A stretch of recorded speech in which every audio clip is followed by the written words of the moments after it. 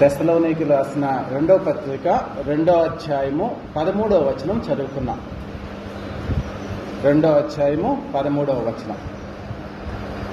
ప్రభువు వలన ప్రేమింపబడిన సహోదరులారా, ఆత్మ మిమ్మును పరిశుద్ధపరచుట వలనను మీరు సత్యమును నమ్ముట వలనను రక్షణ పొందుటకు దేవుడు ఆది నుండి మిమ్మును ఏర్పరచుకొనెను గనుక మేము మిమ్మును బట్టి ఎల్లప్పుడూ దేవుడికి కృతజ్ఞతాస్తుతులు చెల్లింపబద్ధులమై ఉన్నాం. ఈ వాక్య భాగం గురించి మనం మాట్లాడుతున్నాం. ప్రభువు వలన ప్రేమింపబడిన సహోదరులారా, సహోదరీలారా, దేవుడి చేత ప్రేమించబడ్డాం.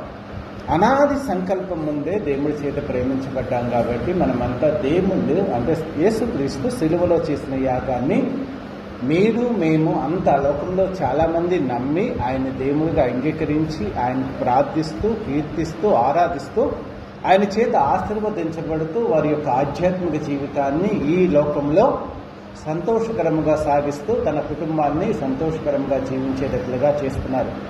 అలాంటి అదృష్టాన్ని దేవుడు మనకిచ్చాడు. దేవుడి చేత ప్రేమించబడిన వాళ్ళారా అని బైబిల్ గ్రంథం చెప్తుంది. మనం దేవుణ్ణి నిజంగా ప్రేమిస్తామో లేదో తెలియదు, కానీ మన అవసరాల గురించి కానీ కొన్ని మనకు కావలసిన వాటి గురించి మనం దేవుడికి ప్రార్థన చేస్తూ దేవుడి సన్నిధానానికి వస్తూ దేవుడితో జీవితాంతము అంటే ఒక ఒప్పందంలో కూడా మనకు కావలసినవి అడుగుతూ ఉంటాం. కానీ దేవుడు అలా కాకోకుండా నిస్వార్థంగా నిన్ను నన్ను ప్రేమించాడన్న సత్యాన్ని ప్రపంచానికి తెలియజేయడానికి ఈ లోకానికి 2000 సంవత్సరాల క్రితం వచ్చాడు. ఆయన ప్రేమ సృష్టి ఆరంభం ముందే, అంటే మనము పుట్టక ముందు కాదు, సృష్టి ఆరంభం ముందే నీ పట్ల నా పట్ల ఉంది కాబట్టి ఆయన ఈ లోకానికి వచ్చి నీకు నాకు తన ప్రేమను తెలియజేశాడు. అలాంటి ప్రేమామయుడైన దేవుని ప్రేమను పొందిన మిమ్మల్ని ఉద్దేశిస్తూ ప్రభువు వలన ప్రేమించబడిన వారులారా అని పిలుస్తున్నాడు. అంటే దేవుడి చేత ప్రేమించబడిన వారు అంటే ఒక తండ్రి చేత పిల్లలు ఎలాగైతే ప్రేమించబడితే ఆయన ప్రేమకి ఆశీర్వాదానికి అన్నిటికీ ఎలాగైతే యోగ్యతను కలిగి ఉంటారో ఆ కుటుంబ సభ్యులు, అలాగే తండ్రి అయిన దేవుడు ప్రపంచాన్ని సృష్టించిన ఆ సృష్టికర్త అయిన దేవుడి యొక్క ప్రేమలో మీరు ఉన్నారు అన్న సత్యాన్ని తెలుసుకోండి. నాకెవరూ లేరు, నన్నెవరు పట్టించుకోవట్లేదు, నాకు కావలసిన ఎవరు సమకూర్చట్లేదు, నన్ను ఆదరించే వ్యక్తి ఎవరు ఉన్నారు అని చెప్పి మీరు ఆలోచిస్తే, నిన్ను ప్రేమించే వ్యక్తి ఒక వ్యక్తి ఉన్నాడు, ఆ వ్యక్తికి నీ మీద ప్రేమ ఉంది, ఆయన సంకల్పంలో నీవు ఉన్నావు అని ఒక స్థిరమైన నిశ్చయముతో ఆయన వైపు చూడండి. ఆయన మీ జీవితాల్లో సంతోషాన్ని ఇస్తాడు. ఆ ప్రేమించబడిన ఆ సహోదరులకి దేవుడు ఏం చెప్తున్నాడంటే, ఆత్మ మిమ్మల్ని పరిశుద్ధపరచుట వలనను మీరు సత్యమును నమ్ముట వలనను రక్షణ పొందుటకు దేవుడు ఆది నుండి మిమ్మల్ని ఏర్పరచుకున్నాడు. దేవుడు నిన్ను నన్ను ఎందుకు ఏర్పరచుకున్నాడు అంటే రక్షణ పొందటానికి. అది ఈ లోకంలో రక్షించబడటం కావచ్చు, పరలోక రాజ్యంలో కూడా ఎల్లగలిగిన రక్షణను పొందటానికి కావచ్చు. అంటే ఈ లోకంలో రక్షణ అంటే నీ శరీరానికి రక్షణ, కానీ నిన్ను జీవింపచేసే ఆత్మను కూడా రక్షించగలిగిన సామర్థ్యం ఉన్న దేవుడు ఆ ఆత్మని రక్షించటానికి ఈ లోకానికి వచ్చాడన్న సత్యాన్ని తెలుసుకోండి. ప్రియమైన దేవుని బిడ్డలారా, యేసుక్రీస్తు ఈ లోకానికి వచ్చినప్పుడు చాలా చేశాడు. ఈ లోకంలోకి వచ్చినప్పుడు చాలామందిని ఆదరించాడు. రక్షించటం అంటే లోకరీతిగా ఆహారం తన దగ్గర 3 దినములు కొంతమంది ఆయన వాక్యము ఏంటంటే ఆ 3 దినములు వారు పస్తులు ఉన్నారు, ఏమీ తినలేదని కరుణించి 5,000 మందికి ఆహారం పెట్టాడు. తర్వాత 4,000 మందికి కూడా ఆహారం పెట్టిన దేవుడిగా ఉన్నాడు. అంటే నువ్వు ఆయన్ని ప్రేమిస్తే, ఆయన సన్నిధానంలో ఉండి ఆయన చెప్పినట్లుగా వింటూ ఉంటే నీ మనసును ఎరిగిన దేవుడిగా నిన్ను పోషించటానికి సిద్ధముగా ఉన్న దేవుడు అని చెప్తాడు. ఒక కుష్ఠరోగు కానీ, ఒక గుడ్డివాడు కానీ, లేకపోతే దెయ్యాలు పట్టిన వాళ్ళు కానీ ఆయన దగ్గరికి వచ్చి, దేవా ఈ వ్యాధుల చేత ఈ దయ్యాల చేత మేము బాధింపబడుతున్నాము, దేవా మమ్మల్ని కరుణించు అని ఎవరైతే ఆయన పాదాలమై పడి ఆయనకి మొక్కారో వాళ్ళని కూడా ఆదరించినట్లు, కరుణించినట్లు, స్వస్థపరిచినట్లు, దురాత్మల నుంచి వాళ్ళని విడిపించినట్లుగా బైబిల్ గ్రంథంలో ఉంది. అలాంటి భౌతికమైన ప్రతి అవసరాన్ని మరియమ్మ ఏడుస్తూ ఉంది, మా అన్నయ్య చనిపోయాడని. కానీ వాళ్ళ అన్నయ్య చనిపోయిన వ్యక్తిని కూడా 4వ దినం నాడు లేపగలిగిన సమర్థుడుగా బైబిల్ గ్రంథంలో దేవుడు చేసి చూపించి అందరికీ నేనిలాగూ లోకంలో ప్రతి దాని మీద నాకు అధికారం గలదు, వీటన్నిటి నుంచి నేను మిమ్మల్ని రక్షింపగలిగిన సమర్థుడని నిరూపించుకొని చివరికి మరణాన్ని కూడా తను జయించి మృత్యుంజయుడిగా లేచి తండ్రి కృపాసన ఆసీనుడై ఉండి ఈరోజు మనందరికీ ఒక బలమైన నిరీక్షణ కలగజేశాడు. లోకంలో ఉన్న అస్వస్థత నుంచి కాదు, దెయ్యాల నుంచి కాదు, లేదా ఆహారమైన బాధల గురించి కాదు, ఈ భౌతికమైన శారీరకమైన సంబంధమైన ప్రతి బాధ నుండి అవసరం నుంచి నిన్ను సంరక్షించగలనని నిరూపించుకుంటూనే మరణాన్ని జయించిన మృత్యుంజయుడిగా పరలోక రాజ్యంలో ఈరోజు తండ్రి కృపాసనం నుండి నిన్ను నన్ను చూస్తూ ఆదరిస్తూ, నేను నీకు దేవుడిగా ఉన్నాను, అన్నిటి మీద నాకు అధికారం కలదని భూమి మీద నేను చూపించి వెళ్ళాను కాబట్టి అలాంటి అధికారం కలిగిన దేవుడిగా నీ తండ్రిగా నేను నిన్ను ప్రేమిస్తూ నీకు చెప్పుతున్నాను, ప్రియమైన బిడ్డలారా నా మాట వినండి, నన్ను నా యొక్క ఇష్టానుసారంగా జీవించండి, నా పట్ల విధేయత కలిగి ఉండండి, నేను మీ జీవితాల్లో మిమ్మల్ని ఆశీర్వదిస్తానని చెప్తాడు. ఎంత గొప్ప ప్రేమ! దేవుడు ప్రేమ గురించి మనం చెప్పుకోవాలంటే ఎంతో దాని గురించి నువ్వు జీవితకాలం అంతా కాదు, 2000 సంవత్సరాల నుంచి ఎంతో మంది ప్రవక్తలు కానీ బైబిల్ పండితులు కానీ వాక్యాన్ని బోధిస్తూనే ఉన్నారు. కానీ ఈ తరగని నిధి ఇది బైబిల్ గ్రంథం ఎటర్నల్గా ఎంత మీరు సంవత్సరాలు చదివి మీ జీవితాంతం బైబిల్ గ్రంథం చదివినా అది గొప్ప గనిలాగా, బంగారపు గనిలాగా, మీకు తేనెలాగా మధురముగా ఉండి మీ జీవితంలో సంతోషాన్ని ఇస్తూనే ఉంటుందన్న సత్యాన్ని ఏ వ్యక్తి అయితే తెలుసుకుంటాడో దాంట్లో ఆనందించడం నేర్చుకుంటాడు.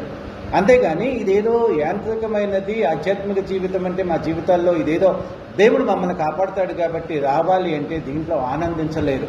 ప్రభువు నందు ఆనందించడి, మరలా చెప్పుదను, ఎల్లప్పుడూ ప్రభువు నందు ఆనందించండి అంటే ఒక భర్త భార్య ఇద్దరు కలిసి జీవితాంతం కలిసిమెలిసి చివరి వరకు ఎలాగైతే అన్యోన్యంగా ఉండి కష్టాల్లోనూ నష్టాల్లోనూ బాధల్లోనూ అన్నిటిలోనూ ప్రతిదీ షేర్ చేసుకుంటూ చివరి వరకు ఒకరిని ఒకరు వదలకుండా ఎలాగైతే స్నేహపూర్వకంగా ఎంత ప్రేమగా కలిగి ఉంటారో అలాంటి నీ దేవుడితో నీవు అలాంటి బాంధవ్యాన్ని కలిగి ఉండాలని దేవుడు కోరుకుంటాడు.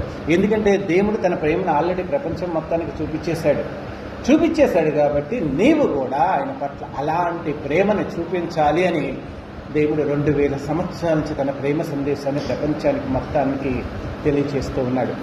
ఇంకా ఎంత గొప్పవాడో తెలుసా? ఇందాక సహోదరి ఒక పాట పాడుతుంది, సిలువలో నా కోసం చనిపోయావు కదా అని. కానీ సిలువలో చనిపోవటానికి వెళ్తున్నప్పుడు కొంతమంది ఏడుస్తూ ఉంటే వాళ్ళకి ఏమని చెప్తాడు? అమ్మలారా నా కొరకు ఏడవకండి అని చెప్తాడు. అంటే ఆయన సిలువలో చనిపోయినప్పుడు ఆ చనిపోతున్న విషయాన్ని చూసి కూడా ఏడుస్తుంటే ఆయన అది కూడా ఇష్టపడుకోకుండా మీ పిల్లల కోసము, అంటే లూకాసు వార్త 23వ అధ్యాయం 28వ వచనం ఆయన చూస్తే 27-28, లూకాసు వార్త 23వ అధ్యాయం 27-28, గొప్ప జన సమూహమును ఆయన గూర్చి రొమ్ము కొట్టుకొంచు దుఃఖించుచున్న చాలా మంది స్త్రీలను ఆయనను వెంబడించిరి. యేసు వారి వైపు తిరిగి, యెరూషలేము కుమార్తెలారా నా నిమిత్తము ఏడవకుడి, మీ నిమిత్తమును మీ పిల్లల నిమిత్తమును ఏడుగుడి అని చెప్పాడు. అంటే సృష్టికర్త మనందరినీ రక్షించటానికి మనకి విమోచన క్రయధనముగా సిలువలో చనిపోతున్నాడు.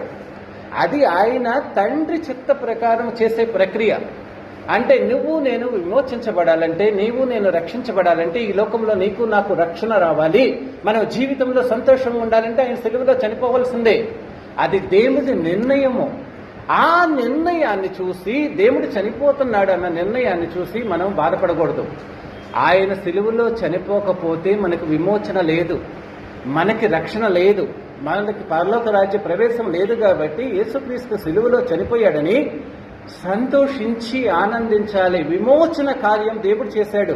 నా కోసం చనిపోయావా అంటే అది రక్షణ పొందని వ్యక్తులు సిలువ వైపు చూస్తూ, దేవా నన్ను రక్షించడానికి నువ్వు సిలువలో చనిపోయావా, నీ సిలువలో చనిపోయావు కాబట్టి నేను నిన్ను అంగీకరిస్తున్నాను అని చెప్పి వాళ్ళు సిలువ దగ్గరికి వచ్చి దేవుడి యొక్క రక్తం ద్వారా తమను ప్రోక్షించుకొని బాప్తిసం తీసుకొని దేవుడిని దేవుడిగా అంగీకరించే వ్యక్తులు మాత్రమే బాధపడాలి. కానీ రక్షింపబడి ఆయన రక్త విమోచన కార్యములో నువ్వు ఒక భాగస్వామి అయ్యి నువ్వు పరిశుద్ధపరచబడటానికి కారణమైన ఆ సిలువ కార్యాన్ని నువ్వు ఎంతో ఘనమైనదిగా ప్రశస్తమైనదిగా ఎంచి ఆయన్ని ఘనపరుస్తూ ఉండాలే గాని నా కోసం ఎందుకు చనిపోయావని నువ్వు ఎప్పుడూ బాధపడకూడదు, ఎప్పుడూ పాటలు పాడకూడదు అని సవినయంగా చెప్తున్నా. ఎందుకంటే దేవుడు తన అనాది ప్రణాళికలో తన ప్రియకుమారుని మనల్ని రక్షించడానికి పంపించాడు.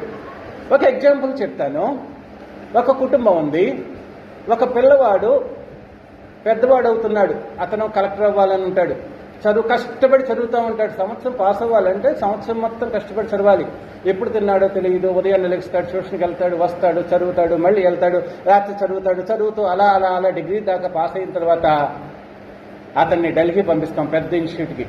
అక్కడికి వెళ్ళిపోయాక ఏ గదిలో ఉంటాడో, ఏం తింటాడో, ఏం చేస్తాడో తెలియక కష్టపడి చదివి దివారాత్రులు కష్టపడి కలెక్టర్ అవుతాడు. కలెక్టర్ అయిపోయి మన ఇంటికి వస్తాడు. కలెక్టర్ అయి మన ఇంటికి వచ్చినప్పుడు ఆ తల్లిదండ్రులు అతను చూసి కలెక్టర్గా అతన్ని అభినందిస్తూ, అతన్ని ప్రశంసిస్తూ, అతని యొక్క పిల్లలుగా, అతని యొక్క కుటుంబంలో ఆ సంతోషంతో మనం జీవించాలి. కలెక్టర్ గారి కుమారులు, కుమార్తెలు లేదా వాళ్ళ కుటుంబ సభ్యులు, తల్లిదండ్రులుగా అలా మనము ఆ యొక్క సంతోషంలో ఉండాలి. కానీ నానా నువ్వు చిన్నప్పుడు ఎంత కష్టపడ్డావు, అన్నం తినలేదు, కష్టపడ్డావు, లేకపోతే దివారాత్రులు కష్టపడ్డావు, లేకపోతే అక్కడ హైదరాబాద్లో, ఢిల్లీలో ఎలా ఉన్నావు, రూమ్లో ఉన్నావు, తిన్నావో లేదో అని ఇదే గతము అతనికి చెప్తూ, అతడు కలెక్టర్గా అయిపోయి కలెక్టర్గా ఉద్యోగం చేస్తూ రాష్ట్రాన్ని పరిపాలిస్తూ అతడు గొప్ప సేవలు చేస్తుంటే దానిలో తన్మయం చెంది ఆ ఆనందాన్ని ఆనందించడం అనేది మర్చిపోతున్నారు జనాభా. ఎంతకీ కష్టాలు సిలువలో చనిపోయాడు. అది ఆయన దేవుడు చేసిన కార్యం. అది నీ కొరకు నా కొరకు అనాది ప్రణాళికలో చేసిన కార్యం. దాని గురించి ఎప్పుడు దిగులు పడటానికి, మనం బాధపడటానికి కూడా వీలు లేదు అని దేవుడు చెప్పినాడు. నా నిమిత్తం ఏడవద్దు, నేను మీ కొరకు మీకు రక్షణ ఇవ్వడానికి వచ్చాను, మిమ్మల్ని పవిత్రం చేయటానికి, పరిశుద్ధపరచడానికి, పరలోక రాజ్యానికి తీసుకెళ్ళటానికి వచ్చాను. మీరు నా కోసం ఎందుకు ఏడుస్తారు? మీరు పరిశుద్ధమైన జీవితం నా రక్తం చేత ప్రోక్షించబడి, నా రక్తములో విమోచించబడి, పరిశుద్ధపరచబడి, బాప్తిసం తీసుకొని మీ జీవితాన్ని, మీ శరీరాన్ని, మీ ఆత్మని పవిత్రపరచుకొని మీ కుటుంబంలో, మీ పిల్లలు వాళ్ళందరినీ కూడా ఆధ్యాత్మిక జీవితంలోకి, ఆ పవిత్రమైన జీవితంలోకి తీసుకురావటానికి మీరు ప్రయత్నించండి అని ఆ దేవుడు చెప్తున్నాడు. ప్రియమైన దేవుని బిడ్డలారా, దేవుడు చనిపోవటంలో ముఖ్యమైన అర్థం ఏంటంటే నిన్ను పవిత్రపరచడానికి, పరిశుద్ధపరచడానికి, ఆయన బిడ్డగా రూపాంతరం చెందుకోవటానికి, ఆ రూపాంతరం చెందిన తర్వాత నువ్వు నీ బిడ్డల్ని ఆ పవిత్రతలోకి, పరిశుద్ధతలోకి నడిపించడానికి దేవుడు చేశాడు. అది ఆయన చిత్తం. దేవాన్ని చిత్తము తప్పించమన్నాడు, తప్పించలేదు కదా దేవుడు. గెత్సేమనే తోటలో ఏం ప్రార్థన చేశాడు? దేవాన్ని చిత్తమైతే తొలగించు, కానీ నీ చిత్తం కాకపోతే ఇది జరగనివంటే దేవుడి చిత్తములో మనమందరి రక్షణ. అనాదిగా ఆయన నియమం, నీవు నేను రక్షించడము, దేవుడు నీ పట్ల ప్రేమ చూపించడం. కాబట్టి ఆ ప్రేమలో ఆనందించటము, మన కుటుంబాన్ని కట్టుకోవటం అనేది నేర్చుకోవాలి. యేసుక్రీస్తుని సిలువలో దేవుడి యొక్క శిష్యుడు యోహాను, బాప్తిస్మిచ్చి యోహాను అదిగో లోకరక్షకుడు అని చెప్పి యేసు వైపు చూపుతా ఉంటాడు. యోహాన్ శిష్యుడిగా ఉంటే, బాప్తిస్మిచ్చి యోహాన్ శిష్యుడిగా యోహాన్ ఉంటే, యేసుక్రీస్తు నడుచుకుంటూ వస్తుంటే అదిగో లోక పాపాలను మోసుకుని పోయే దేవుడి గొర్రెపిల్లని చూపిస్తాడు. ఆ చూపించినప్పుడు యోహాను ఇలాగే చూస్తూ ఉంటాడు. దేవుడి ప్రియకుమారుడు మనందరిని రక్షించడానికి వచ్చిన రక్షకుడు అని యోహాను యేసుక్రీస్తు వంక చూస్తూ ఉంటాడు. అదే ప్రియమైన శిష్యుడు సిలువ దగ్గర ఒక్కడే నిలబడి ఆయన విమోచన కార్యాన్ని, దేవుడి యొక్క కుమారుడు యొక్క దైవత్వాన్ని ఆ సిలువలో చూస్తూ ఉంటాడు. ఆ సిలువలో చూసిన ఆ యొక్క శిష్యుడే పద్మాస దీవిలో పరవయసిగా ఉండి దేవుడి యొక్క మహా తేజస్సుతో ప్రకాశించుచున్న ఆ దైవ స్వరూపాన్ని చూస్తాడు. ఈ యొక్క విధమైన స్టేజ్లోకి మనం వెళ్ళాలి. అంటే లోకాన్ని రక్షించే, నిన్ను రక్షించే లోక రక్షకుడుగా నువ్వు చూస్తూ ఉంటావు. ఆయన చేసిన గొప్ప కార్యాన్ని, దైవత్వాన్ని నువ్వు నీ మదిలో తలుచుకుంటూ యోహాన్ లాగా సిలువ వైపే చూస్తూ నీవే లోకరక్షకుడు, నా జీవితంలో నువ్వు తప్ప ఇంకెవరూ లేరని మదిలో స్థిరమైన నిశ్చయతని నువ్వు నిశ్చయించుకొని ఆయన దర్శనాన్ని చూస్తానికి నువ్వు నిరంతరము నీ ఆధ్యాత్మిక జీవితంలో ముందుకు సాగాలి అని బైబిల్ గ్రంథం చెప్తుంది. హృదయ శుద్ధి గలవారు ధన్యులు, వారు దేవుని చూస్తారు. అలాగూ బాప్తిసం తీసుకునే వ్యక్తి ఆ యొక్క బాప్తిసం ఇచ్చి యోహాను ఎలాగైతే యోహానికి చెప్తున్నాడో ఈయనే లోక పాపాలను మోసుకొని పోయే దేవుడు గొర్రెపిల్ల అని చెప్పినప్పుడు, బాప్తిసం తీసుకొని ప్రతి వ్యక్తి సిలువ వైపు చూస్తూ సిలువలో ఆయన రక్తం చిందించాడు, నా కోసం చనిపోయాడు, నా కొరకే చనిపోయాడు, ఆయన చిందించిన రక్తం ద్వారా నాకు విమోచన, ఆయన పొందిన దెబ్బల చేత నాకు స్వస్థత కలుగుతుందని ఎవరైతే స్థిర నిశ్చయంతో ఒక దృఢమైన నిబంధనతో ఆయన పాదాల సన్నిధికి ఆ శిలువ చెంతకి చేరి ఆయన రక్షకుడుగా అంగీకరిస్తారో వాళ్ళు పరిశుద్ధపరచబడతారు. ఆ పరిశుద్ధపరచబడిన వారు సిలువలో ఎలాగైతే యోహాను యేసుక్రీస్తుని చూస్తూ ఉంటాడో కింద కూర్చొని ఇదిగో నీ కుమారుడు అన్నాడు మరియమ్మతో, ఇదిగో నీ కుమారుడు, అమ్మ ఇదిగో నీ అమ్మ అన్నాడు. తన యొక్క తల్లిని ఇతడికి తల్లిగా చేశాడు. అతని తల్లికి, దేవుడి యొక్క తల్లికి ఇతన్ని కుమారుడిగా చేసే అంత ప్రేమని పొందుకున్న అది దైవత్వాన్ని చూస్తామంటే. ఆ దైవత్వాన్ని చూడగలిగిన కన్నుల్ని నువ్వు తెచ్చుకోవాలి. అలాంటి కన్నులతో నీ ఆధ్యాత్మిక జీవితాన్ని నువ్వు ప్రారంభిస్తే, అంటే రక్షింపబడిన నీవు దేవుడి యొక్క గొప్పతనాన్ని, నీ కొరకు ఆయన చేసిన ప్రేమ యాగాన్ని మొత్తాన్ని చూస్తూ ఆయన దేవుడి యొక్క స్వభావాన్ని, నీ పట్ల ఉన్న ప్రేమ కానీ, కరుణ కానీ, కటాక్షం కానీ, క్షమాగుణం కానీ, వాత్సల్యత ప్రతిదీ నువ్వు రిమెంబర్ చేసుకుంటూ ఇంత గొప్ప దేవుడు, ఇంతగా ప్రేమించే వ్యక్తి ప్రపంచంలో ఎవరున్నారు, ఎవరు లేరు కదా అని ఈ ఆధ్యాత్మిక జీవితంతో ఆయనతో నడుస్తూ ఉంటే పద్మాస దీవిలో పరవాసిగా యోహాను ఎలాగైతే దేవుణ్ణి చూశాడో నీవు కూడా నీ జీవితంలో తేజోమయుడైన ఆ దేవుణ్ణి నువ్వు ప్రత్యక్షంగా చూడగలవు. అలాంటి ఆత్మీయ జీవితంలోకి అనుభవపూర్వకంగా మారుతూ రూపాంతరం చెందుతూ దేవుడితో జీవించే జీవిత విధానమే మన ఆత్మీయ జీవితం. బాప్తిసం తీసుకొని ముందు సిలువ వైపు చూస్తూ ఉంటావు. ఆ సిలువలో దేవుడి రక్షణని నువ్వు నిజంగా గ్రహించిన తర్వాత, ఆ రక్షణను పొందుకున్న తర్వాత నిజమైన దేవుడి యొక్క దైవత్వ లక్షణాలని బైబిల్ గ్రంథంలో చూస్తూ ఉంటావు.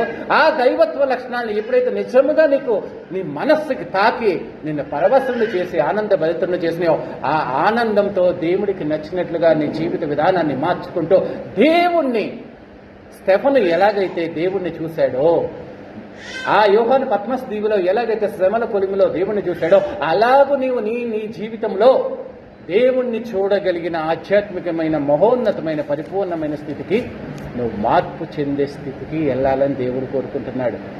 ప్రియమైన దేవుని బిడ్డలారా, దేవుడి ప్రేమని మనం అర్థం చేసుకోవటం చాలా కష్టం.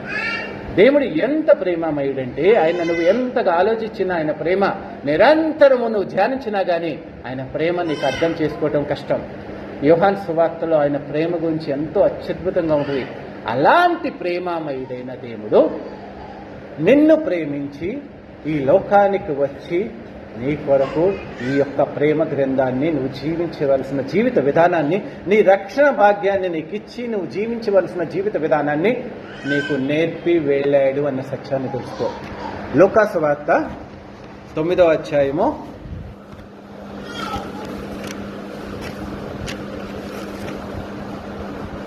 51, 52, 53 చదువుకున్నాం. 52, 53, 54 చదువుకున్నాము.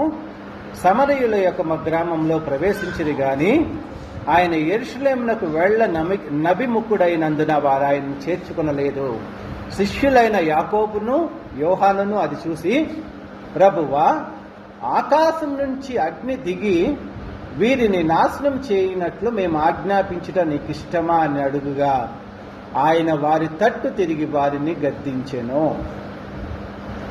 దేవుడి మాట, అంటే దేవుణ్ణి ఆ యొక్క ఊర్లో చేర్చుకోకపోతే ఆయన ప్రియమైన శిష్యులు యాకోబు యోహాను ఏమంటున్నారు, ఆకాశం నుంచి అగ్ని దిగి వచ్చి వారిని సంహరించటం నీకు ఇష్టమా, మేము ఆ పని చేయమా, ఆజ్ఞాపించమా, ఆకాశం నుంచి అగ్ని వచ్చి వీరిని సంహరించేది ఎట్లంటే దేవుడు అయ్యో వద్దు అలాంటి పని చేయొద్దని వాళ్ళని గద్దించాడు. ఏంటి వాళ్ళని సంహరించి, నేను ఎందుకు వచ్చాను ఈ లోకానికి అని చెప్పి అదే ఫుట్ నోట్లో గద్దించను అనే దానికి కింద ఒకటి ఉంటుంది. కొన్ని ప్రాచీన పత్రలో మీరు ఎట్టి ఆత్మ గలవారో మీరు ఎరుగరు, మనుష్య కుమారుడు మనుషుల ఆత్మలను రక్షించుటకే గాని నశింప చేయుటకు రాలేదని చెప్పాను. దేవుడు ఈ లోకానికి ఎందుకు వచ్చాడంటే మనుష్యుల ఆత్మను రక్షించడానికి వచ్చాడు. మనుష్యుల ఆత్మలను రక్షించడానికి వచ్చాడే గాని నశింప చేయటానికి రాలా. నిన్ను నన్ను రక్షించడానికి, నీ ఆత్మని రక్షించడానికి వచ్చాడు, నీ శరీరాన్ని కాదు. ఇప్పుడు నాలో ఒక ఆలోచన వచ్చింది ఏదన్నా తినాలని, శరీరానికి ఏమన్నా జీవం ఉంటుందా? ఏమన్నా ఆలోచించగలదా? తినాలంటే తినగలదా? లేకపోతే తాగాలంటే తాగలదా? ఏమన్నా చేయగలదా?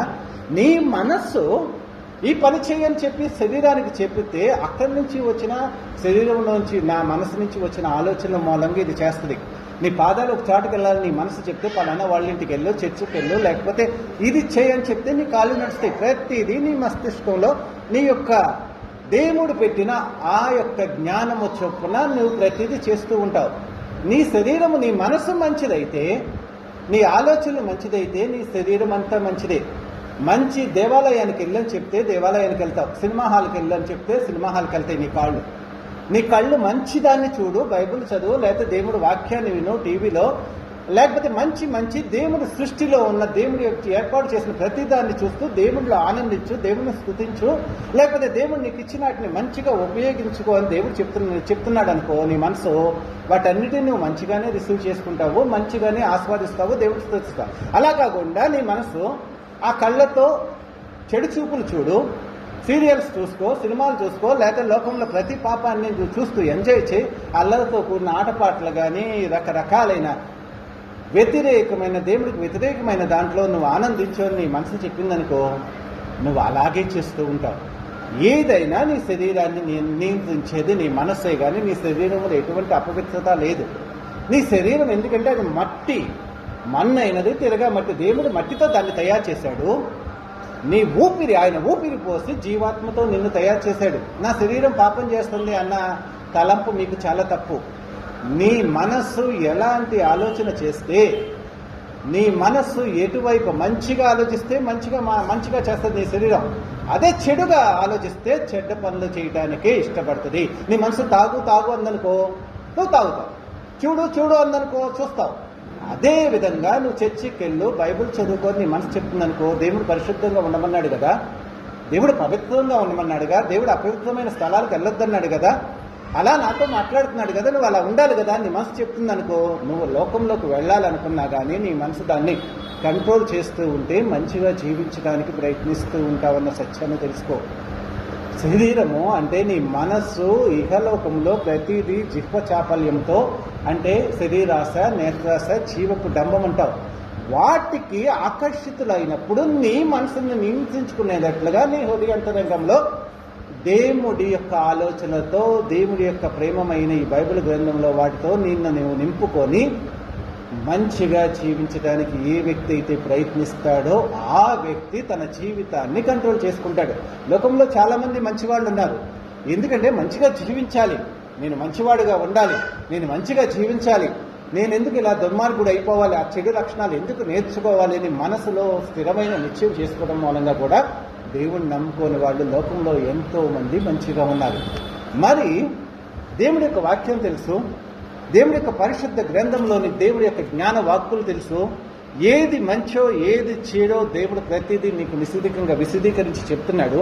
అలాంటప్పుడు వాటిని మన మనసులో ఉంచుకుంటే నీ జీవితాన్ని, నీ నడవడికని, నీ తలంపుల్ని, ప్రతి దాన్ని అది మార్చి పవిత్రమైన మార్గంలోకి నడిపిస్తుంది.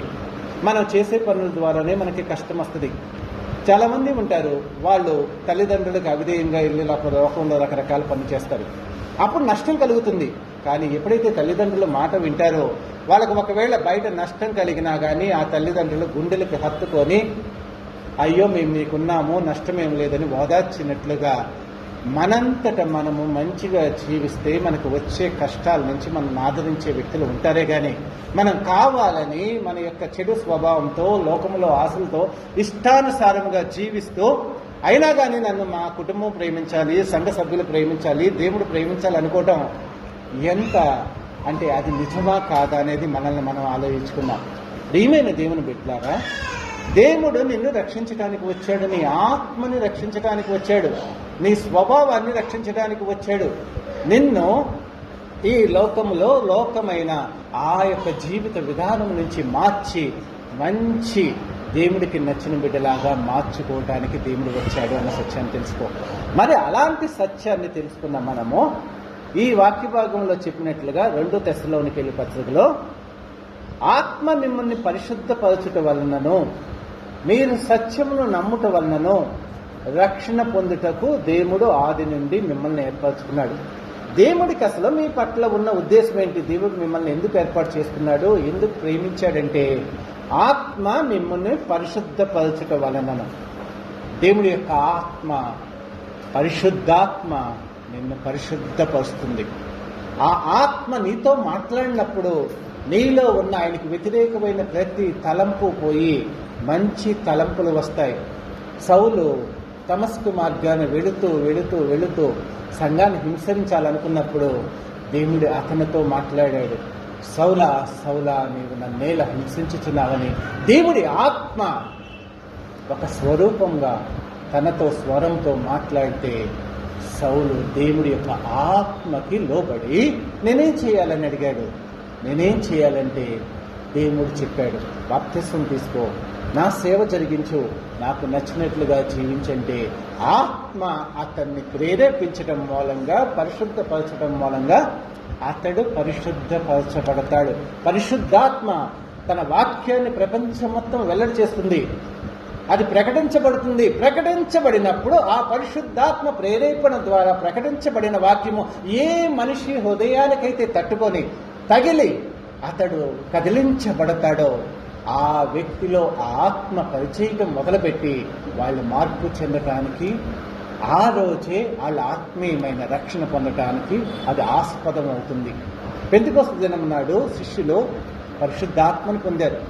పరిశుద్ధాత్మ పొందినప్పుడు పేతురు లేచి అందరికీ ప్రకటిస్తూ ఉన్నాడు. పరిశుద్ధాత్మ ప్రేరేపణ చేత ప్రసంగిస్తుంటే ఆ ప్రసంగిస్తున్నప్పుడు దేవుడి ఆత్మ ద్వారా తను పలుకుతున్న ప్రతి మాట ఎదుటి వ్యక్తి మనసును తాకుతే, ప్రతి వ్యక్తి మనసులో నాటబడిన వాటి ఆ వాక్యము గుచ్చుకుంటే మేమేమి చేయాలి అని 3,000 మంది అడిగితే దేవుడికి లోపడండి, ఆయనే నిజమైన దేవుడు, ఆయన నమ్ముకోండి, మీ పాపాలను ఒప్పుకోండి, రక్షణ పొందండి, ఆయనే నిజమైన దేవుడని ప్రకటిస్తే వాళ్ళంతా పరిశుద్ధాత్మ ప్రేరేపణ చేత ప్రకటించబడిన వాక్యాన్ని విని మార్పు చెంది రక్షింపబడినట్లుగా ఉంది. ప్రియమైన దేవుడి సంగమా, అలా దేవుడి వాక్యము నీతో మాట్లాడుతున్నప్పుడు అది ఏదైనా దేవుడికి వ్యతిరేకమైనది మనం చేస్తున్నప్పుడు ఆ వ్యతిరేకమైన దాన్ని దేవుడు వాక్యం ద్వారా నీతో మాట్లాడుతున్నప్పుడు ఆ వాక్యానికి లోపడితే అది నిన్ను పరిశుద్ధపరుస్తుంది, పవిత్రపరుస్తుంది, దేవుడి మార్గంలోకి నిన్ను నడిపిస్తుంది అన్న సత్యాన్ని మనం తెలుసుకోవాలి. యోహాను రాసిన పత్రిక 14వ అధ్యాయము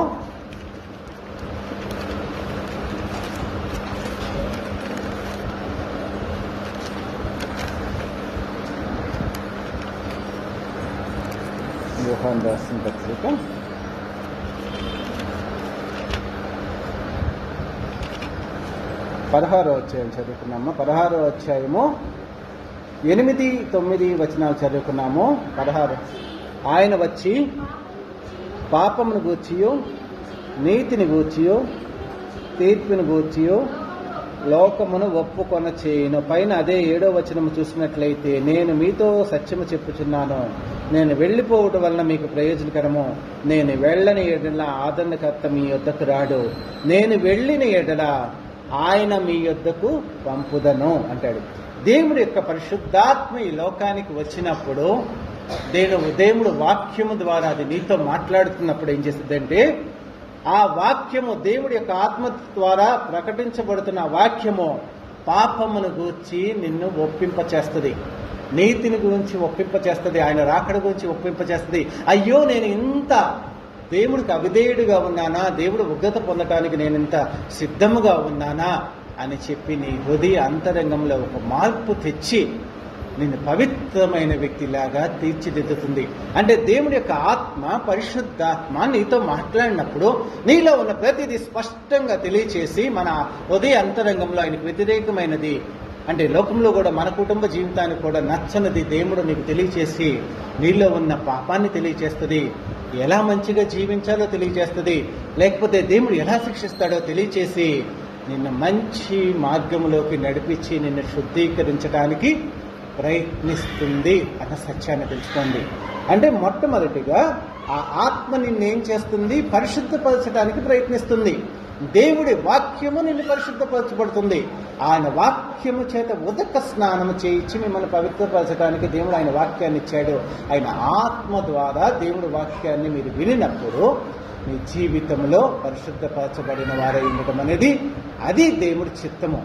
రెండోది వచ్చేటప్పటికల్లా మీరు సత్యమును నమ్ముట వలనను, మీరు సత్యాన్ని నమ్మటం అంటే ఎవరైతే దేవుణ్ణి ఆత్మచేత ప్రేరేపించబడి దేవుడు ఆయన యొక్క పాపాన్ని ఒప్పుకుంటారో, దేవుణ్ణి నమ్ముకుంటారో, వాళ్ళు దేవుడు వాక్యంలో ఉన్న యేసుక్రీస్తే సత్యము, ఈయనే నిజమైన దేవుడు, ఈయన వాక్యంలో ఉన్నది ప్రతిదీ సత్యము, ఈయన చెప్పేది ప్రతిదీ సత్యము, ఈయనే నిజమైన దేవుడు, ఈయన చెప్పినట్లుగా నేను జీవించాలి, ఈయన మనసుకు నచ్చినట్లుగా నేను జీవించాలి, నేను ఈయన్ని ప్రేమించాలి, ఆయన చేత నేను ప్రేమించబడాలనే ఆలోచనతో ఆ సత్యం ప్రకారము ఆ సత్యాన్ని నమ్మాలి, ఆ సత్యవంతుడైన దేవుడితో నీ ఆత్మీయ జీవితాన్ని జీవించాలి.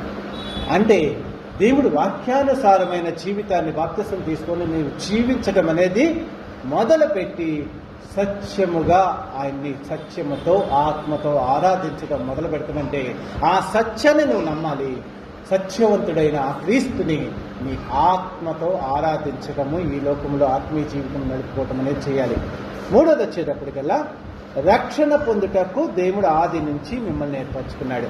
అంటే ఎప్పుడైతే దేవుడు నీతో మాట్లాడి నీ హృదయాన్ని పవిత్రపరుస్తున్నాడో, ఎప్పుడైతే ఆయనే నిజమైన దేవుడు, ఆయన చెప్పినట్లుగా జీవించాలి, ఈ లోకంలో ఆయనే శాశ్వతుడు, ఆయనే సృష్టికర్త, ఆయనే దేవుడు, ఆయన తప్ప ఎవరు లేరని నీవు నీ హృదయ అంతరంగంలో దృఢంగా నువ్వు నిర్ణయించుకున్నావో, అప్పుడు ఆయనతో కలిసి జీవిస్తూ ఈ లోకంలో శారీరకమైన రక్షణ పొందుతావు, ఈ లోకంలో ఆయన బాప్తిసం తీసుకొని ఈ లోకంలో ఆత్మీయమైన రక్షణ పొందుతావు. రేపు నిత్యత్వంలో దేవుడు కూడా ఆయన ప్రేమించబడిన వారికి ఆయన ఇచ్చే రక్షణలో పరలోక రాజ్యంలో కూడా నీకు ప్రవేశం కలగజేస్తాడు. ఇది దేవుడు చిత్తం.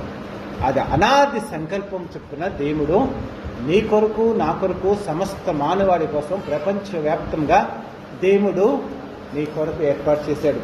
ప్రియమైన దేవుని బిడ్డలారా, దేవుడి యొక్క ఇష్టము ప్రేమించబడిన వారము, మనం ఆయన ప్రేమలో జీవించబడే వారము. ఆత్మ చేత నువ్వు పరిశుద్ధపరచబడాలి. నువ్వు సత్యవంతుడైన ఆ దేవుణ్ణి ఆత్మ చేత ఆరాధించాలి. ఈ లోకంలో దేవుడి యొక్క రక్షణ పొందుకుని నిరంతరము ఆ రక్షణని కొనసాగించుకుంటూ పరలోక రాజ్యంలో కూడా ఆయన ఈ రక్షణను పొందగలదు. దేవుడు అప్పుడు నిన్ను చూసి ఆయన ఇలా నియమించుకున్నాడు కాబట్టి, అందువల్ల నిన్ను ప్రేమించాడు కాబట్టి, ఆయన ప్రేమించి నీ కొరకు సిలువలో చనిపోయినందుకు గాను ఆయనకి నువ్వు అప్పుడు నిజమైన ఆరాధన చేసినట్లు. ఆ ప్రేమమయుడు ఎందుకు నమ్ముకుంటాం? మనమంతా సిలువలో మన కొరకు చనిపోయాడు, తన విలువైన ప్రాణాన్ని పెట్టాడు.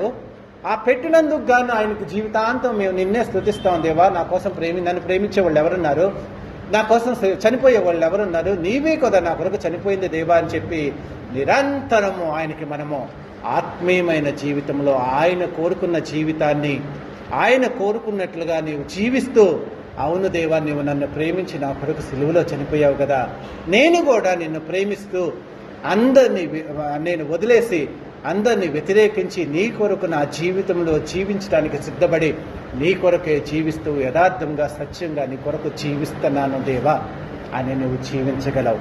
ప్రియమైన దేవుని బిడ్డలారా, అది దేవుడు కోరుకుంది. మోషే ఉన్నాడు. మోషే పుట్టగానే ఐగుప్తు రాజు దగ్గర పెంచబడ్డాడు. ఐగుప్తు రాణి పెంచుకుంది. 40 సంవత్సరాల తర్వాత ఏమనుకున్నాడు? అయ్యో, నేనేంటి ఈ పాప ప్రపంచంలో ఉన్నాను, నా ప్రజలు వేరే వాళ్ళు కదా, నా దేవుడు వేరే దేవుడు కదా, నేను ఇక్కడ అన్యులైన రాజుల దగ్గర ఉండి వీళ్ళు పెట్టే తింటూ వాళ్ళ దగ్గర వాళ్ళ విగ్రహారాధన చేస్తుంటే వాళ్ళతో కలిసి నేను జీవించటం ఏంటని చెప్పేసేసి అలాంటి అపవిత్రత కానీ అపరిశుద్ధత కానీ తనని తాకూడదని అక్కడి నుంచి పారిపోయి వచ్చేసాడు. అంటే దేవుడు ఆత్మ ప్రేరేపించడం మూలంగా ఐగుప్తు నుంచి పారిపోయి వచ్చి మిథ్యాన్ దేశం వచ్చేసేసి 40 సంవత్సరాలు సత్యం గురించి శోధించాడు. అంటే ఆత్మ అతన్ని ప్రేరేపించి పరిశుద్ధపరచుకో, ఇలాంటి అపవిత్రమైన స్థలంలో నువ్వు ఉండొద్దంటే మోషే అక్కడి నుంచి వచ్చేసాడు. తర్వాత 40 సంవత్సరాలు మిథ్యాను దేశంలో దేవుడి గురించి ఆలోచిస్తూ దేవుడి కోసమే వచ్చేసాడు. నా ప్రజలు, నన్ను పిలుచుకున్న దేవుడు నిజమైన దేవుడు, ఆయన కోసం జీవిస్తానని వచ్చిన దేవుడు ఆ సత్యంలో 40 సంవత్సరాలు జీవిస్తుంటే దేవాది దేవుడు అతనికి కనపడి దేవుడు ప్రసన్నత కలిగి అతన్ని ఐగుప్తు దాస్యం నుంచి అందరిని నడిపించేటట్లుగా ఆ పాలు తేనెలు ప్రవహించే దేశానికి నడిపించాడు. అంటే అలాగ మనము ఆత్మ మనల్ని ప్రేరేపించడం మూలంగా ఆ అపవిత్రమైన దాన్ని అపరిశుద్ధత నుంచి దేవుడిలోకి వచ్చేసేసి ఇక్కడికి వచ్చిన తర్వాత సత్యవంతుడైన దేవుణ్ణి వాక్యానుసారమైన జీవితంతో మనం జీవిస్తూ తర్వాత దేవుడి యొక్క ఆత్మ ప్రేరేపణ చేత రక్షణ పొంది ఆ యొక్క ఎర్ర సముద్రం ద్వారా ఎప్పుడైతే ఆయన అటువైపుకి వెళ్ళిపోయాడో ఆత్మీయమైన బాప్తిస్వాన్ని వాళ్ళంతా ఇశ్రాయేలు ప్రజలంతా పొందినట్లుగా ఆత్మ ద్వారా 40 సంవత్సరాలు నడిపింపబడుతూ చివరికి ఆ యొక్క ఎక్కడైతే చనిపోయాడో తెలుసా? మోషే ద్వితీయోపదేశకాండం 34వ అధ్యాయంలో నెబో శిఖరం అంటే నెబో పర్వతం పిస్కా కొండెక్కాడు. పిస్కా కొండ అంటే మోషే మోయాబు మైదానం అందర ఎదుటిన పిస్కా కొండ వరకు పోయి నెబో శిఖరమునకెక్కెను. అక్కడి నుంచి దేవుడు మొత్తం ఆ కనాన్ దేశమంతా చూపించేశాక అతడు ఎలా ఉంటాడో తెలుసా? 7వ వచనం చదువుకున్నాం. మోషే చనిపోయినప్పుడు 120 సంవత్సరములు ఈడు గలవాడు. అతడికి దృష్టి మాంద్యము లేదు, అతడికి సత్తువ తగ్గలేదు. 120 సంవత్సరాలు బ్రతికాడు. 120 సంవత్సరాలు బ్రతికినప్పుడు తను ఆ యొక్క కొండెక్కాడు, నెబో కొండెక్కాడు. 120 సంవత్సరాలకి కొండెక్కేశాడు. కొండెక్కి ఒక శిఖరం, ఆ కొండ మీద కూడా శిఖరం దాకా ఎక్కి దేవుడి యొక్క ఆ మహిమని, ఆ కనాన్ దేశాన్ని చూశాడు. అతడికి ఆ రోజుకి దృష్టి మాంద్యము లేదు, నడవటానికి సత్తువ లేకోకుండా ఉంటే దేవుడు తనని తనతో పాటు తీసుకెళ్ళిపోయినట్లుగా ఉంది. ప్రియమైన దేవుని బిడ్డలారా, ఆధ్యాత్మిక జీవితంలో మోషే దేవుడిని చూడగలిగాడు. అక్కడికి వెళ్ళిపోయి దేవుడి యొక్క రాజ్యాన్ని చూడగలిగాడు. అంటే నీ ఆధ్యాత్మిక జీవితంలో కూడా దేవుడి చేత ప్రేమించబడిన మీరు ఎలా ఉండాలని దేవుడు కోరుకుంటున్నాడంటే, ఆయన పరిశుద్ధాత్మ చేత ప్రేరేపణ చేత ఆయన దేవుడిని ప్రకటించబడుతుంటే ఆ దేవుడిని మీ రక్షకుడుగా అంగీకరించి ఆ సత్యవంతుడైన క్రీస్తు చెప్పినట్లుగా క్రీస్తు చెప్పిన జీవిత విధానాన్ని, మీ ఆత్మీయ జీవితాన్ని జీవిస్తూ ఆ రక్షణలో నిరంతరము ఆనందిస్తూ నడుస్తూ, ఎలాగైతే ఇశ్రాయేలు ప్రజలు ఆ 40 సంవత్సరాలు మోషే ఆ ప్రజలతో ఆత్మీయ జీవితాలతో నడిపిస్తూ పరమకణానికి వెళ్ళిపోయాడో, మనము కూడా దేవుడి ఆత్మతో నడిపింపబడుతూ ఈ లోకంలో ఉంటూ ఈ లోకంలో రక్షణ పొందుతావు. ఈ లోకంలో నీకు ప్రతిదీ ఇస్తాడు. ఆయనకి కాళ్ళలో శక్తి ఉంది, దృష్టి మాంద్యము లేకోకుండా దేవుడు కాపాడగలిగిన 40 సంవత్సరాలు మన్నాతో పోషించిన దేవుడు. నీవు దేవుణ్ణి నమ్ముకున్న క్షణం నుంచి కూడా నీ జీవితంలో కూడా ప్రతిదీ దేవుడు నీకు అడగక ముందే నీకు దయచేసి తన ఆధ్యాత్మికమైన జీవితంలో మీరు ఇంకా ముందుకు సాగటానికి భౌతికమైన ప్రతి ఆశీర్వాదాన్ని నీకు కాదు, నీ కుటుంబానికి, నువ్వు ఎవరినైతే నీ నోటి నుంచి రాకముందే పరిశుద్ధాత్మ దేవుడు నీ కొరకే ప్రార్థన చేస్తూ ఉంటాడు. అబ్బా తండ్రి అని నీ గురించి ప్రార్థన చేస్తుంటాడు. నీలో ఉన్న ఆత్మ తండ్రికి ప్రార్థన చేస్తూ ఉండదు. నీ కొరకు, నా బిడ్డకి నువ్వు ఆత్మ ఇచ్చావు కదా, ఇతను కాపాడమన్నావు కదా, నువ్వు ఆత్మ ఇతనిలో ఉంది, ఇతనికి ఈ కావాలి, నువ్వు ఎందుకు ఇవ్వని దేవుడు నీలో పెట్టిన పరిశుద్ధాత్మ నీ కొరకు పోరాడి దేవుడి ద్వారా నీకు కావాల్సిన ప్రతిదీ ఇవ్వటానికి సిద్ధంగా ఉంది. ప్రియమైన దేవుని బిడ్డలారా, అంత గొప్ప ప్రేమామయుడు ఈ లోకములో మనల్ని ఎందుకు ఏర్పాటు చేసుకున్నాడంటే, నిన్ను నన్ను ప్రేమించాడు, పరిశుద్ధపరిచాడు, సిలువలో చనిపోయాడు, తన పరిశుద్ధాత్మనిచ్చి మన నిరంతరము ఆధ్యాత్మిక జీవితంలో కావలసిన శక్తి సామర్థ్యాలను ఇచ్చి నిరంతరము ఆదరించే దేవుడిగా నిన్ను నన్ను నడిపిస్తూ ఉన్నాడు. అలాంటి గొప్ప దేవుడు మనకు తండ్రిగా ఉన్నందుకు నిరంతరం ఆయనకు స్తుతిస్తూ ఆయన్ని పొగుడుతూ ఆయన్ని ఘనపరుస్తూ నీ జీవితంలో ఎంతో ఆధ్యాత్మికమైన మార్పును తెచ్చుకుని ఈ లోకంలో కూడా నీకు ప్రతిదీ ఏది కావాలన్నా, జ్ఞానము కొదువుగా ఉంటే, ఆస్తి కొదువుగా ఉంటే, బలము కొదువుగా ఉంటే, ఏది కొదువుగా ఉన్నా ఆయన్ని అడుగు. నీ జీవితంలో అన్ని అత్యధికంగా దయచేసి ఈ లోకంలో ఆశీర్వదించబడిన వ్యక్తిలాగా నిన్ను తన బిడ్డగా తన నామానికి ఘనత తెచ్చుకునే స్థానంలో నిన్ను ఉంచి తనని తను నీ ద్వారా మహిమపరుచుకుంటాడు అనే సత్యాన్ని తెలుసుకొని ఆయన ఆధ్యాత్మిక జీవితంలో జీవించండి. అలాంటి కృపను దేవుడు మీకు సమృద్ధిగా అనుగ్రహించును గాక. ఆమేన్. ఆమేన్.